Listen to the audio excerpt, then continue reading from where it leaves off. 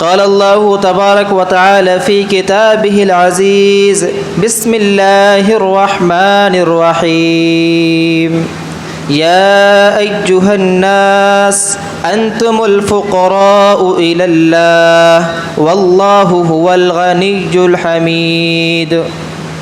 وقال النبي صلى الله عليه وسلم الدعاء هو العبادة. رواه الترمذي. معزز سامعین کرام، دینی ملی بھائیوں، نوجوان ساتھیوں، پیارے بچوں، پردہ نشین خواتین اسلام، اس سے پہلے کہ خطبہ جمعہ کے اندر میں نے کہا تھا کہ انشاءاللہ اگلے خطبے میں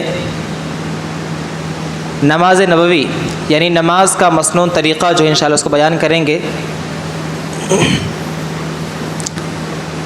لیکن حالات اور ماحول نے کچھ ایسا موڑ لیا کہ اگر میں ان تمام حالات سے نگاہیں موڑ لوں، نظر انداز کر جاؤں تو شاید یہ حق تلفی ہوگی۔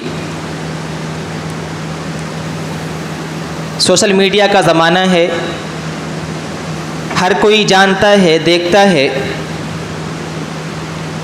کہ پورے عالم اسلام کے اندر ایک اضطراب کی سی کیفیت طاری ہے۔ اضطراب کی کیفیت طاری تو ہے، لیکن حل کی طرف خاص توجہ نہیں ہو رہی ہے۔ جو بنیادی اسباب ہیں ان کو حاصل کر کے اس کا حل نکالنے کی طرف توجہ لوگوں کی کم ہو رہی ہے۔ حالانکہ حالات سے واقفیت ہر کسی کو ہے، چاہے وہ دکان بیٹھ کر کے فون کا استعمال کر رہا ہو، گھر کے اندر بیٹھ کر کے سوشل میڈیا کا استعمال کر رہا ہو، مدرسے یا اسکول کے اندر اپنا ڈیوٹی کو انجام دیتے وقت دیکھ رہا ہو، دیکھ ہر کوئی رہا ہے، حالات سے واقف ہر کوئی ہے، لیکن اس کے باوجود اس قوم کی بے حسی، اس قوم کی مردہ دلی، اس قوم کی سوئی ہوئی ضمیر جاگ نہیں رہی ہے، اس کو احساس نہیں ہو رہا ہے کہ آخر وجوہات کیا ہیں، اسباب کیا ہیں، یہ حالات بن کیوں رہے ہیں، اس کا حل کیا ہے، ہمیں کیا کرنا چاہیے۔ میں نے جو پہلے موضوع میں نے آپ کو بیان کیا تھا، میں نے اس کے تعلق سے پڑھنا شروع کیا، اسی درمیان میرے فون پر اچانک میسج آنا شروع ہوتے ہیں، اور میں جب گروپ کھولتا ہوں دیکھتے جاتا ہوں میں کہ ایسی تصویریں، ایسے ویڈیوز سامنے آ رہے ہیں کہ انسان کا دل دہل جائے۔ میں اشارہ کر رہا ہوں رافع کی طرف، میں اشارہ کر رہا ہوں فلسطین کے اندر جو نسل کشی کی جا رہی ہے، میں اس کی طرف اشارہ کر رہا ہوں۔ کون نہیں واقف ہے، کون نہیں جانتا ہے، کون نہیں سمجھتا ہے، لیکن حالات کے سب کچھ برے ہونے کے باوجود حل کی طرف ہماری نگاہیں نہیں ہیں۔ میں بس آپ کے سوئے ضمیر کو جگانا چاہتا ہوں۔ میں اس امت مسلمہ کے جو حکمران ہیں، کاش کہ وہ بھی ہوش کے ناخون لیتے اور ان کے اندر بھی یہ ایک ضمیر، مردہ ضمیر زندہ ہوتی، انہیں اس بات کا احساس ہوتا کہ ہم اگر سکون سے بیٹھے ہیں، ہمارے بھائی سکون سے اگر نہیں ہیں تو ہمیں تکلیف ہونی چاہیے، ہمیں ان کا حل نکالنے چاہیے۔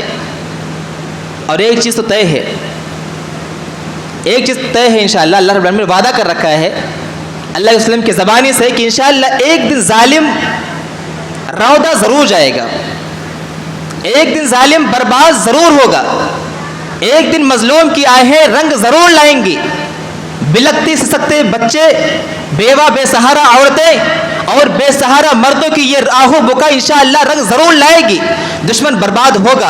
لیکن اس صورتحال کے اندر امتحان ہمارا ہے کہ دینی بھائی ہونے کی وجہ سے ہم نے اپنے فریضے کو انجام دیا کہ نہیں دیا۔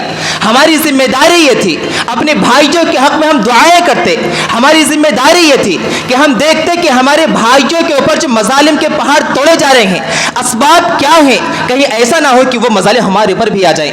ہم سکون سے ہیں، اطمینان سے ہیں، اس کا یہ ہرگز مطلب نہیں ہے کہ ہم کچھ بھی کریں گے اور ہمارے اوپر اللہ کا عذاب نہیں آئے گا۔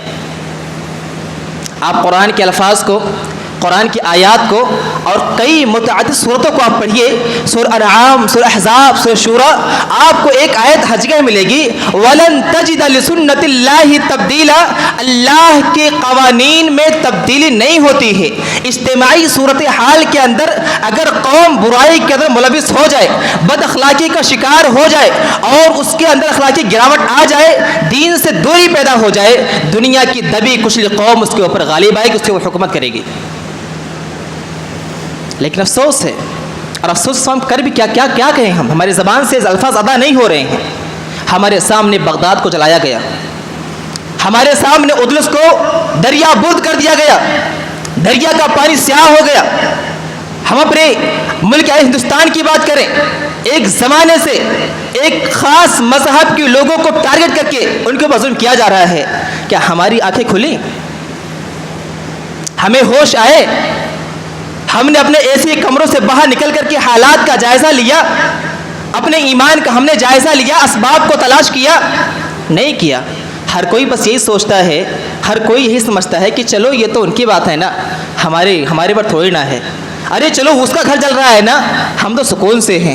اللہ کی قسم کہہ کے کہتا ہوں میں، اگر یہی صورتحال رہی، دین سے یہی دوری رہی، ایمان کو ہم نے ایسے ہی طاقوں پہ سجا کے، قرآن کو طاقوں پہ سجا کے رکھا، یاد رکھیے وہ دن دور نہیں جب اس عذاب کی زد میں ہر کوئی آئے گا۔ اس عذاب کے زد میں ہر کوئی شامل ہونے والا ہے، کوئی نہیں بچنے والا ہے۔ غیروں دوسرے ممالک کی بات کیا کریں ہم، بس ہمیں تو وہی یاد آتا ہے کہ 313 تھے، دنیا کی کایا انہوں نے پلٹ دی۔ آج تقریباً 1.5 ارب کے آس پاس مسلمان کتنے ہیں؟ تقریباً 1.5 ارب کے آس پاس مسلمان ہیں، لیکن ان کی حیثیت، ان کی اوقات بس خش و خاشاک سی ہے، بس مٹی کا ڈھیر ہے۔ مٹی کا ڈھیر کہنا بھی غلط ہے، کیونکہ مٹی اگر اس کے اندر زرخیز کا ذرا بھی صلاحیت ہوتی ہے، وہ اپنے اندر سے تناور درخت پیدا کرتی ہے۔ یہ انسان، یہ مسلمانوں کی جو 1.5 ارب کی آبادی ہے، ان کی جو تعداد ہے، یہ ایک جمع ہوئی ڈھیر مٹیوں کے سے بدتر ہے۔ اس کے اندر یہ بھی صلاحیت نہیں ہے کہ اپنے اندر سے کچھ ایسے لوگوں کو کھڑا کرے یا اپنے ایسے کچھ لیڈر کو تیار کرے جو ہمارا ساتھ دے کر کے دشمنوں کا مقابلہ کر سکے۔ مسلسل یہ باتیں بھی ہوتی ہیں، ذہنوں پر ڈالی جاتی ہیں کہ یہ سب بات کرو گے تو یہ ہوگا وہ ہوگا، جو ہونا ہے ہو، لیکن جو سچائی ہے اس کو بیان کرنا ضروری ہے۔ مسلمانوں، میں تو پھر سے متنبہ کرتا ہوں، جہاں تک میری آواز جا رہی ہے، ہماری بہنیں بھی گھروں کے اندر بیٹھی ہیں، وہ میری بات کو سنیں۔ اب ضرورت اس بات کی ہے کہ آپ کی ذمہ داری ہے کہ آپ کی گود سے صلاح الدین ایوبی پیدا ہو۔ میری بہنوں، میری ماؤں، میں آپ سے درخواست کرتا ہوں، آپ اسلامی تاریخ کا مطالعہ کریں، صلاح الدین ایوبی کی شخصیت کو پڑھیں، ابو عبیدہ بن جراح کی شخصیت کو پڑھیں، عمر بن خطاب کی صفات کو جانیں سمجھیں، اپنے بچوں کی تربیت ایسے ہی کریں جیسے کہ عمر بن خطاب کی والدہ نے کیا، ان کو جری بنایا، جرأت والا بنایا، لیڈر بنایا۔ ابو عبیدہ بن جراح کی صفات کو پڑھیں، آپ نور الدین زنگی کے تربیت کیسے ہوئی اس کو معلوم کریں۔ آپ صلاح الدین ایوبی کون تھے، خالد بن ولید کون تھے، طارق بن زیاد کون تھے، جنہوں نے دریاؤں کو پار کرنے کے بعد کشتیوں کو جلا دیا، کہا کہ بس اللہ مالک ہے، اب یہاں سے جائیں گے تو یا تو فتح اور کامرانی کا جھنڈا لے کر کے جائیں گے یا یہیں پر دفن ہو جائیں گے۔ ہماری ماؤں کی، ہماری بہنوں کی صورتحال آج یہ ہے نا کہ بچوں کی پرورش کر بھی رہی ہیں تو بس مجبوراً، نہیں کریں گے تو شوہر ناراض ہوگا، رشتہ دار کیا بولیں گے۔ میں ایک مثال دیتا ہوں آپ کو، بچہ رو رہا ہے، دودھ پلانا ہے بچوں کو، آج کل تو مسئلہ فیڈ کا ہے، سب ٹھیک ہے، ضرورت ہے، لیکن وہ مائیں جب اپنے بچوں کو گود میں لے کر دودھ پلاتی ہیں ان کی صورتحال بہت بدتر ہے، صورتحال بہت بری ہے۔ سامنے اسکرین چل رہا ہے، اس کو ہلا کر اپنا بھلا کر کے اس کو رو رہا ہے، چپ کرا کے اس کو دودھ پلا رہی ہیں، لیکن بچے کی تو دھیان نہیں اس کا، نہ بسم اللہ نہ وضو۔ اسلاف کی تاریخ پڑھیے آپ کو معلوم ہوگا کہ جو اسلاف کی مائیں تھیں اپنے بچوں کو بسم اللہ اور وضو ہو کر کے دودھ پلایا کرتے تھے، تبھی تو یہ اثر تھے ان کی تربیت کے اندر۔ اکیلے کھڑے ہو گئے 10 اور سینکڑوں لوگ نگاہ نہیں اٹھا سکتے سامنے۔ ہمارے اسلاف نے، ہم اسلاف کی مائیں جو تھیں ان کے اندر یہ قوت تھی، انہیں اس چیز کا علم تھا، وہ سمجھتی تھیں کہ دین کی اہمیت ہماری زندگی کے اندر کیا ہے، اور دین کو اگر لے کر کے ہم چلیں گی تبھی ہماری عزت ہے اور ہماری وقار ہے دنیا کے اندر. اور انہیں اپنے اولاد تربیت ایسے کی تھی. آج ہماری سوسائٹی کے اندر، ہمارے معاشرے کے اندر ہمارے بچوں کی تربیت ماں کی گود میں نہیں ہو رہی ہے. پیدا تو مسلمان گھر میں ہو رہا ہے، پیدا تو ماں ہی کر رہی ہے، لیکن اس کی تربیت کر رہا ہے ایک یہودی. اس کی تربیت، اس بچے کی تربیت کر رہا ہے کوئی پادری، کوئی عیسائی. اس کی تربیت ہو رہی ہے کسی غیر قوم کے ماتحت. میری بات کڑوی ہوں گی لیکن سچی باتیں ہیں، آپ اس کو نوٹ کیجیے. آپ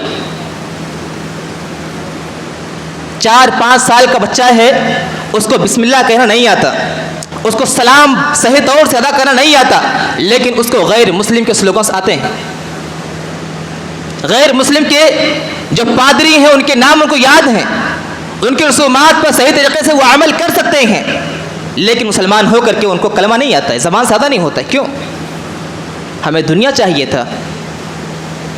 بچہ پیدا ہوتے ہی میاں بیوی لڑتے ہیں، آپس میں بحث کرتے ہیں. نہیں، ایک بول رہا ہے میرا بچہ کیا بنے گا، ڈاکٹر ہے، انجینئر بنے گا، نہیں ایک پائلٹ بنے گا، ایک فلاں بنے گا. ٹھیک ہے، بناؤ، جو جی چاہے حلال طریقے سے، جائز کام کراؤ، پڑھاؤ، لیکن ایسا نہ ہونے پائے کہ اسی کے پیچھے ہماری اولاد ہم سے دور ہو جائے، ہمارے دین سے دور ہو جائے. ہماری اولاد پرورش ہمارے گھر میں پا رہی ہے اور وبال جان بن رہی ہے ہماری ہی، کہیں ایسا نہ ہو جائے. بہرحال بتانا چاہ رہا ہوں میں کہ میں چاہے تو یہی رہا تھا کہ نماز کے بارے میں بات ہو، لیکن حالات نے مجھے مجبور کیا کہ میں اپنے ان فلسطینی بھائیوں کی سسکیوں کو نظر انداز نہ کروں. آج پوری دنیا کی نگاہیں اس پر ٹکی ہوئی ہیں، جمی ہوئی ہیں، لیکن کوئی ایک الفاظ کھل کر کے بولنے کی ہمت نہیں، جرات نہیں رکھتا. کیوں؟ اگر بول دیں گے تو ہمارے آقا صاحب جو ہیں وہ ناراض ہو جائیں گے. اگر کوئی کھل کے بول دے گا تو ہمارے آقا صاحب کیا ہو جائیں گے؟ ناراض ہو جائیں گے. مالی اعتبار سے ہم کمزور ہو جائیں گے.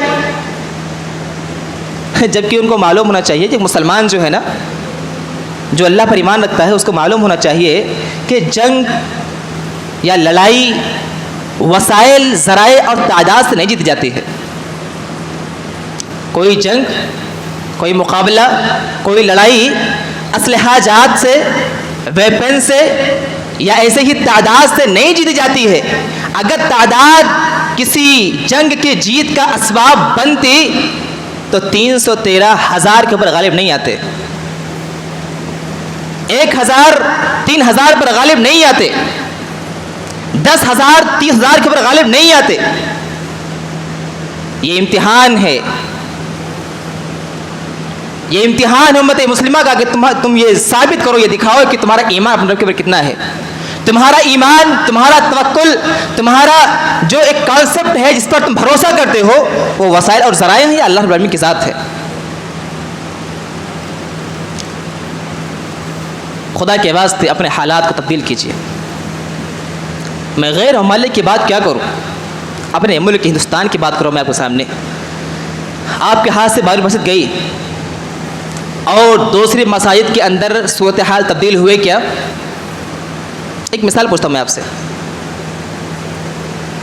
دیکھتے ہی دیکھتے آپ کے ہاتھ سے آپ کی مسجد گئی، کیا مسلمانوں کے عمل کے اندر تبدیلی آئی؟ مسجدیں ہماری ویران نہیں ہیں. فجر کے ٹائم اگر مؤذن امام نہ ہو تو شاید مسجد ویران ہو جائے، کوئی اذان نہ کہنے والا ہو. جمعہ کا دن نہ آئے تو معلوم نہ چلے کہ بستی کے اندر مسلمان بھی ہیں.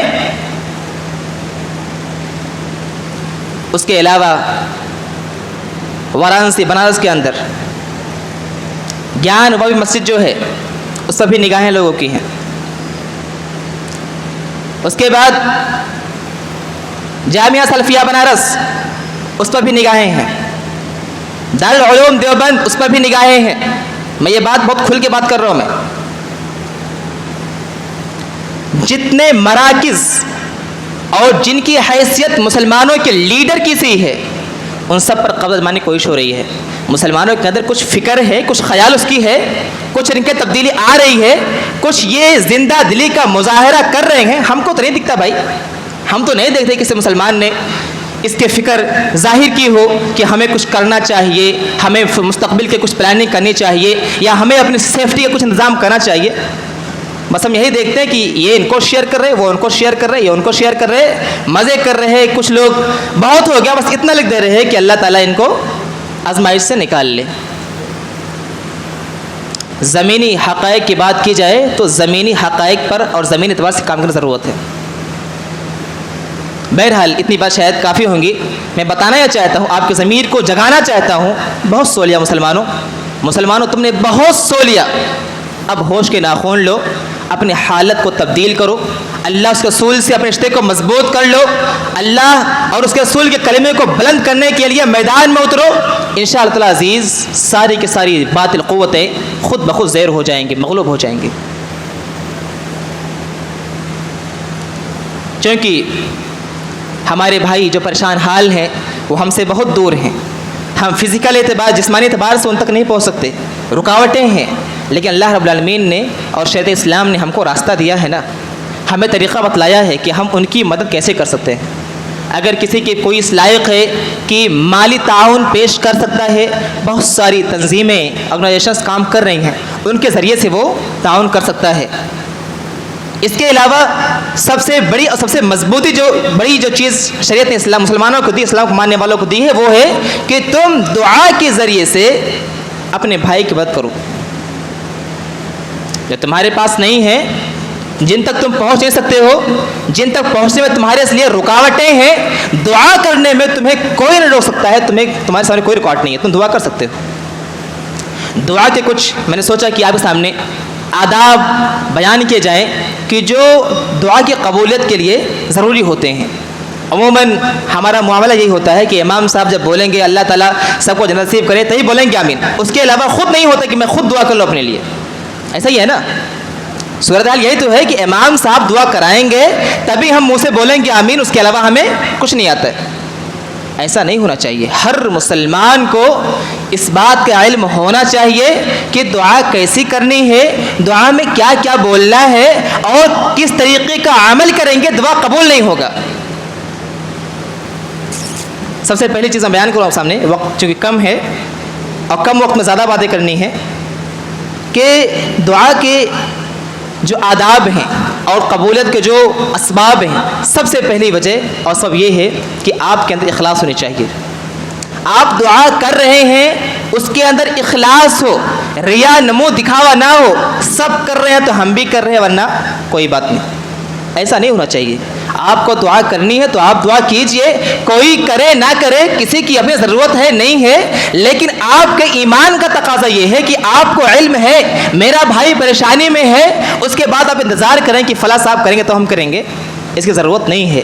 آپ مخلص ہو کر کے سچے دل سے اللہ کے لیے آپ دعا کریں، انشاءاللہ سجدے کے اندر دعا کریں، اللہ تعالیٰ دعا قبول کرے گا۔ فرض نماز کے بعد دعائیں کریں، اللہ دعا قبول کرے گا۔ جمعہ کے دن اللہ تعالیٰ نے ایک ایسی گھڑی رکھی ہے، اس میں ایک بندہ دعا کرے اللہ تعالیٰ دعا کو رد نہیں کرتا، قبول کرتا اللہ تعالیٰ۔ ایسے ہی آپ سفر کے اندر ہیں، بارش کا موسم اگر ہے، اس طریقے سے کچھ ایسے اللہ تعالیٰ نے مواقع فراہم کیے مسلمانوں کو کہ اگر بندہ اس میں دعا کرے اللہ تعالیٰ دعا قبول کر لیتا ہے۔ دعا کیجئے نا پھر اس کے لیے۔ صاحبین کرام، پہلے یہ بات کیا ہے، اخلاص کے ساتھ دعا کرنی چاہیے۔ دوسری بات، اخلاص اللہ کے لیے کر رہے ہیں، آپ اللہ کے لیے دعا کر رہے ہیں، لیکن اس کے اندر اگر آپ نے نبی پاک صلی اللہ علیہ وسلم کے اوپر درود نہیں بھیجا، وہ دعا قبول نہیں ہونے والی ہے، وہ دعا اوپر چڑھنے والی نہیں ہے۔ نبی پاک صلی اللہ علیہ وسلم نے ایک حدیث میں ارشاد فرمایا کہ ان الدعاء موقوف بین السماء والارض لا يصعد منه شيء حتى تصلي على نبيك۔ عمر بن خطاب اس طرح کہتے ہیں کہ نبی صلی اللہ علیہ وسلم نے فرمایا کہ بے شک دعا آسمان اور زمین کے درمیان ہی رکی رہتی ہے، پھر موقوف رہتی ہے، وہ آسمان میں نہیں جاتی ہے جب تک کہ تم نبی کے اوپر درود نہ بھیج دو۔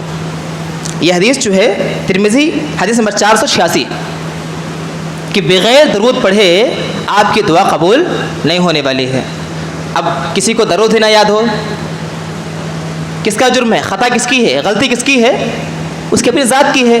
شکایتیں ہوتی ہیں نا, ہم دعا کر رہے ہیں, دعا ہماری قبول نہیں ہو رہی ہے, ہم دعا کر رہے ہیں دن رات, ہماری دعا قبول نہیں ہو رہی ہے. بھائی دعا کے جو اسباب ہیں نا, دعا کے جو وسائل ہیں, دعا قبول ہونے کے جو طریقے بتائے گئے, اس کو آداب کو اختیار کرو, انشاءاللہ دعا قبول ہوں گے.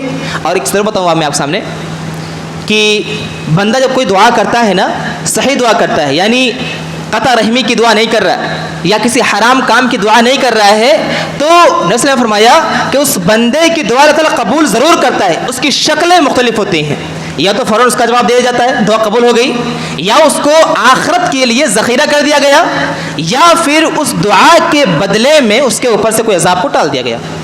یہ سب دعا تو قبول ہوا نا, بس اس کی شکلیں مختلف ہیں. تو بتانا یہ چاہ رہا ہوں میں کہ دعا کرنے میں اللہ کے لیے دعا کیا جائے, صرف اور صرف خلوص دل سے درود شریف ضرور پڑھا جائے دعا کے اندر, اور اس کے بعد دعا کے اندر استمرار ہونا چاہیے. ایسا نہیں ایک بار دعا کر دیا ختم. بینر بڑا چھپایا گیا, اس پہ لکھا گیا کہ فلاں جگہ پر رو رو کر دعائیں کی جائیں گی, سال مہینے میں ایک بار, سب لوگ جمع ہو کر کے رو رو کر دعا کر لیے, اس کے بعد ختم, حق ادا ہو گیا. نہیں, دعا کے اندر جب تک کہ اس کے سارے جو ضروریت پوری نہ ہو جائیں تب تک بندے کو دعا کرنا چاہیے. نومیدی اسلام نے کہا کفر ہے. اللہ سے نومیدی مسلمان کے لیے زیب نہیں دیتا کہ وہ یہ کہے کہ ہماری دعا قبول نہیں ہوئی اس لیے ہم دعا نہیں کر رہے. اس کو دعا تب تک کرنی ہے جب تک کہ اس کی دعا قبول نہیں ہو جاتی ہے. اور چوتھی بات یہ کہ دعا کرتے ہوئے انسان کو پختہ یقین ہونا چاہیے, سچے دل سے دعا کیا جائے. ایسا نہیں کہ بس بتایا میں نے نا کہ سب لوگ کر رہے ہیں, ادھر دیکھا بھائی اگر نہیں کریں گے تو کیا بولے گا یہ مسلمان ہے بھی کہ نہیں ہے, تو اب سب کر رہے ہیں تو ہم بھی اٹھا کے ہاتھ دعا کرنا شروع کر دیں. ایسا نہیں, سچے دل کے ساتھ, دل دماغ حاضر ہو اور اس یقین کے ساتھ کہ اللہ تعالیٰ دعا کو ہماری ضرور قبول کرے گا, تبھی اللہ دعا قبول کرے گا. ورنہ حدیث کے الفاظ ہے, اللہ نے ارشاد فرمایا کہ ادعوا اللہ وانتم موقنون بالاجابہ واعلموا ان اللہ لا يستجیب دعاء من قلب غافل لاہن. آپ نے فرمایا کہ اللہ تعالیٰ سے جب تم دعا کرو تو یقین کے ساتھ کرو, اور نبی نے فرمایا کہ اللہ تعالیٰ اس دعا کو قبول نہیں کرتا ہے جو غفلت کے ساتھ نہ چاہتے ہوئے دعا کر رہے ہیں, اللہ اس دعا قبول نہیں کرتا ہے. لہذا جب دعا کیا جائے تو یقین کے ساتھ اور سچے دل سے کیا جائے کہ اللہ تعالیٰ ہماری دعا قبول ضرور کرے گا, اور اللہ تعالیٰ اللہ دعا قبول کرنے والا, اس لیے ہماری دعا ضرور اللہ قبول کرے گا. یہ حدیث جو ہے ترمذی ہی کی ہے, حدیث نمبر 3479. سامعین کرام, اس کے علاوہ کچھ ایسی چیزیں ہیں جو انسان کے دعاؤں کو قبول ہونے سے روک دیتی ہیں, اور بہت سارے آداب ہیں, لیکن یہ بنیادی جو تھیں اس کو میں نے بیان کر دیا آپ سامنے. پہلا اللہ کے لیے اخلاص, دوسرا اس کے اندر حمد و ثنا کے بعد درود پڑھنا ہے, پھر اس کے بعد اپنے مسائل کو آپ رکھیے اس یقین کے ساتھ, پھر اللہ سے دعا کیجیے کہ اللہ تعالیٰ دعا ضرور قبول کرے گا. چوتھی بات یہ کہ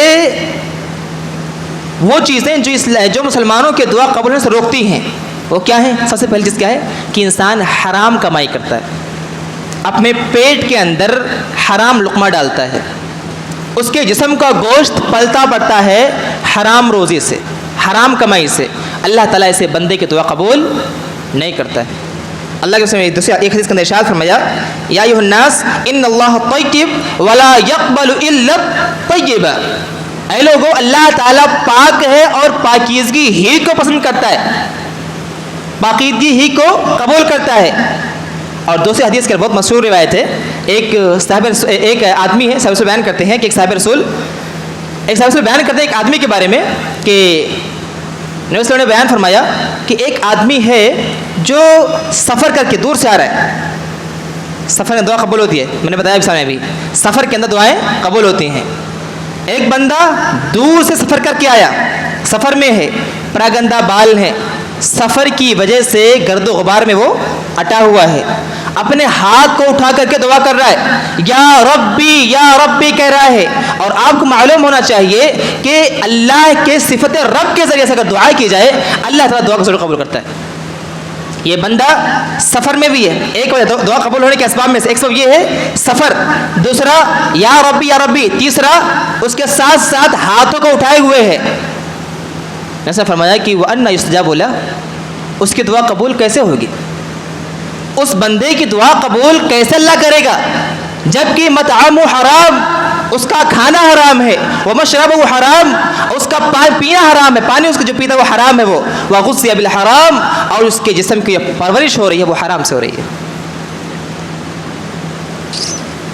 میں بتانا چاہتا ہوں صورتحال ہمارے سامنے ہے، ہم دعا کرنے کی کوشش کرتے ہیں لیکن کہتے ہیں ہماری دعا قبول نہیں ہو رہی ہے، یہ اثر نہیں دکھ رہا ہے۔ یہی سب اسباب ہیں، یہی سب وجوہات ہیں کہ ہم اپنی پرورش حرام کمائی سے کر رہے ہیں اور چاہ رہے ہیں کہ ہماری دعا اللہ قبول کر لے۔ اللہ نہیں قبول کرنے والا ہے۔ اور دوسری حدیث کے اندر نے فرمایا اگر کوئی قطع رحمی کی دعا کرتا ہے، یہ دعا کرتا اللہ تعالیٰ میرا یہ کام ہو جائے، میں فلاں سے دشمنی کر لوں گا، اس سے بات نہیں کروں گا، یا اس سے میں کنارے کشی اختیار کر لوں گا۔ اگر مسلمان بھائی سے کوئی قطع رحمی کی دشمنی کی دعا کرتا ہے اللہ اس کو قبول نہیں کرتا ہے۔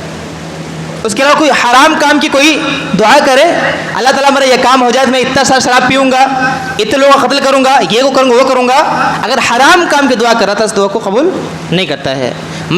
ہم اور آپ ہر کوئی اپنے آپ کا محاسبہ کرے اور دیکھے کہ کیا ان تمام آداب کو ہم ملحوظ خاطر رکھتے ہیں۔ ہم جب دعائیں کرتے ہیں کیا ہمارے دعاؤں کے اندر اللہ رب العالمین کے حمد و ثنا شامل ہے؟ رسول پر درود شریف کا نذرانہ ہماری طرف سے ہوتا ہے کہ نہیں ہوتا ہے؟ ہم دعا کر رہے ہیں اخلاص سے کر رہے ہیں کہ نہیں کر رہے ہیں؟ ہماری دعا کے اندر یقین ہوتا ہے اللہ سے یا نہیں ہوتا ہے؟ یہ تمام چیزیں دیکھنی پڑے گی۔ اگر ہے تو اس کے بعد ہم یہ دیکھیں کہ آخر کہیں ایسا تو نہیں کہ ہماری کمائی کے اندر، ہماری تجارت کے اندر، ہماری بزنس کے اندر کہیں سے حرام کا شائبہ ہے۔ اگر ایسا ہے تو یقین دعا قبول نہیں کی جائے گی۔ سامعین کرام، باتیں بہت ساری ہیں لیکن میں مختصر دوبارہ میں بیان کر دوں اور پھر سے میں آپ کو دوبارہ پھر سے وہی بات یاد دلانا چاہ رہا ہوں کہ صورتحال جو ہے چاہے اپنے ملک کے اندر ہوں یا دوسرے ممالک کے اندر ہوں، جو بھی صورتحال ہے آپ قرآن کو پڑھیں گے کئی آیات میں آپ کو ملے گا کہ یہ صورتحال جو ہے نا بطور آزمائش آتے ہیں، اور ہو نہ ہو کہیں کہ اللہ تعالیٰ مسلمانوں کو جگانا چاہ رہا ہے، ہو نہ ہو اللہ تعالیٰ اس قوم کو نیند سے بیدار کرنا چاہ رہا ہے۔ ان تمام حالات کو دیکھنے کے بعد بھی اگر ہمارے حالات نہیں بدلتے ہیں، ہمارے طور طریقے نہیں بدلتے ہیں، ہمارے کردار کے اندر پاکیزگی نہیں آتی ہے، ہمارے اخلاق بلند ترین مقام پر نہیں فائز ہے، دین سے ہم دور ہیں، تو سمجھ لیجئے کہ اللہ تعالیٰ کو کوئی غرض نہیں پڑی ہے کہ تمہیں عزت دے۔ عزت کے طلبگار ہو، عزت چاہتے ہو تو اللہ کے پاس عزت اللہ کے پاس ملنے والی اور کہیں نہیں ملنے والی۔ اور عمر بن خطاب کے وہ قول مجھے بار بار یاد آ رہے ہیں کہ جب وہ بیت المقدس چابی لے کے جاتے ہیں تو ابو عبیدہ بن جراح رضی اللہ عنہ اس وقت جو وہاں پر ہوتے ہیں اور خالد بن ولید رضی اللہ عنہ وہ لوگ کیا کرتے ہیں کہ اچھے لباس لے کر حاضر ہوتے ہیں، خلیفہ وقت آئیں گے ان کو پہنائیں گے، کیونکہ جو بادشاہ یہاں کا فلسطین کا اس کو ان کے سامنے پیش ہونا ہے، تو دھکے مارتے ہیں ان کو اور کہتے ہیں کہ اگر مجھے معلوم ہوتا کہ تم لوگ یہ کر رہے ہو تو میں تم کو یہاں سے فوراً معزول کر دیتا۔ وہ کہتے ہیں نہیں ایسا نہیں ہے، بلکہ ہم اس وجہ سے نہیں کر رہے ہیں، بس اللہ نے ہم کو دیا اس لیے ہم پہن رہے ہیں۔ ٹھیک، کوئی بات نہیں، مسئلہ آتا ہے اس کے اوپر جو ان کے اسم کے اوپر پیوند لگے ہوتے ہیں، لوگ پھر دوبارہ کہتے ہیں آپ ایک بڑے وقت کا جو بادشاہ اس کے پاس جا رہے ہیں تو یہ پیوند لگا لباس چینج کر لیجئے۔ وہ کہتے ہیں کہ اللہ تعالیٰ نے ہم کو عزت اس لباس سے نہیں دی ہے۔ کیا کہتے ہیں؟ اللہ رب العالمین نے ہمیں یہ عزت اس لباس کی وجہ سے نہیں دی ہے، اللہ نے ہمیں عزت اسلام کی وجہ سے دی ہے۔ اگر ہم اسلام کے اصولوں کو فراموش کریں گے اور اپنی عزت کو کپڑوں میں تلاش کریں گے، اللہ تعالیٰ ہم کو پھر ذلیل کر دے گا، رسوا کر دے گا پھر سے۔ آج مسلمان کس میں تلاش کر رہا ہے عزت؟ اچھی گاڑی ہونا، اے سی والا پورا اچھا ایئر کنڈیشن گھر ہونا، بڑی سی بڑی اس کا کاروبار بڑا سا اس کا کاروبار ہونا اور اچھے سے اچھے کپڑے پہن کے چلنا۔ آدمی سوچتا ہے کہ ہمارے لوگ عزت کریں گے، اس سے ہمارا دھاگ بیٹھے گا۔ ایسا نہیں ہے۔ اگر اپنے اندر وزن پیدا کرنا چاہتے ہو، اپنے مقام کو بلند کرنا چاہتے ہو، اسلام سے جڑ جاؤ، اللہ اس رسول کی باتوں پر صحیح طریقے سے عمل کرنا شروع کر دو، تبھی جا کر کے عزت ملنے والی ہے۔ اور میں دوبارہ کہوں آپ سامنے کہ فلسطینی بھائیوں کا خاص طور سے ان بدبختوں نے، ان احسان فراموش یہودیوں نے یہ بارہا یہ ظاہر کیا ہے، آج سے نہیں، اسلام کے زمانے سے ہی بنو قینقاع کو جلا وطن کیا گیا، بنو نذیر، بنو قریظہ ان کو ختم اس لیے کیا گیا تھا کیونکہ یہ روئے زمین کے اوپر جہاں بھی رہتے ہیں نا یہ فساد پھیلاتے ہیں۔ انہوں نے پھر اس کا مظاہرہ کیا اور رافع کے اندر تقریباً 45 یا کچھ آس پاس لوگوں کو جلا دیا۔ حالانکہ ان کمبختوں نے، ان بدعہدوں نے یہ وعدہ کیا تھا کہ تم رافع کے اندر جاؤ، ہم تمہارے وہاں نہیں آئیں گے، ہم حملہ نہیں کریں گے، لیکن کمبختوں نے، ان بدبختوں نے، ان عہد شکنوں نے وہاں پر بھی بمباری کر دیا اور سب کو جلا دیا۔ آپ لوگوں سے معتبرانہ گزارش ہے کہ ہمیشہ اپنے دعاؤں میں یاد رکھیں اپنے مسلمان بھائیوں کو، دنیا کے اندر کہیں پر بھی، خاص طور سے فلسطین بھائیوں کو، ورنہ صورتحال تو ہر جگہ، کشمیر کا ہو یا لیبیا کا ہو، چیچنیا کا ہو، فلسطین کا ہو، کہیں اب دیکھیے آپ کئی جگہ پر صورتحال برے ہیں، لیکن آج حالت حاضرہ کے دیکھیں آپ تو فلسطین کا صورتحال بہت ہی بدتر صورتحال بنی ہوئی ہے۔ لہٰذا آپ سے گزارش ہے کہ جس طریقے سے ہو سکے آپ تعاون ان کا کثرت نہیں کریں، ورنہ خاص طور سے اللہ نے جو ہم کو طریقہ دیا ہے اسلام نے دعا کا، ہم دعا میں ان کو یاد رکھیں، اور خاص طور سے فرض نماز میں دعا کا اہتمام کریں۔ انشاءاللہ عزیز یہاں پر آج سے انشاءاللہ مغرب میں یا عشاء میں یا دونوں میں انشاءاللہ قنوت نازلہ انشاءاللہ پڑھا جائے گا۔ اب تمام لوگ گزارش ہے کہ اگر پہنچ سکیں تو پہنچیں، یا انفرادی طور سے الگ الگ اکیلے پڑھنا چاہیں اگر تو پڑھ سکتے ہیں انشاءاللہ دعائیں۔ اپنے اسلام بھائیوں دعا کرتے ہیں اللہ تعالیٰ سے دعا کہ مولا کریم ہم تمام لوگوں کو عمل صالح کرنے والا بنائے۔ مولا کریم ہم خطا کار ہیں، ہم گنہ گار ہیں، اے اللہ تو غفور رحیم ہے، تو ارحم الراحمین ہے۔ اے اللہ اگر یہ تمام صورتحال ہمارے اوپر آزمائش ہیں، اے اللہ آزمائش کو ہم سے ہٹا لے۔ اے اللہ اگر یہ تمام صورتحال ہمارے اوپر بطور سزا ہے، اے اللہ تو ہمیں معاف کر دے، ہم ان سزاؤں کا سامنا کرنے لائق نہیں ہیں۔ مولا کریم اس دنیا کے اندر کہیں پر مسلمان اگر صورتحال ان کی خراب ہے، اللہ ان کے حالات کو صحیح کر دے۔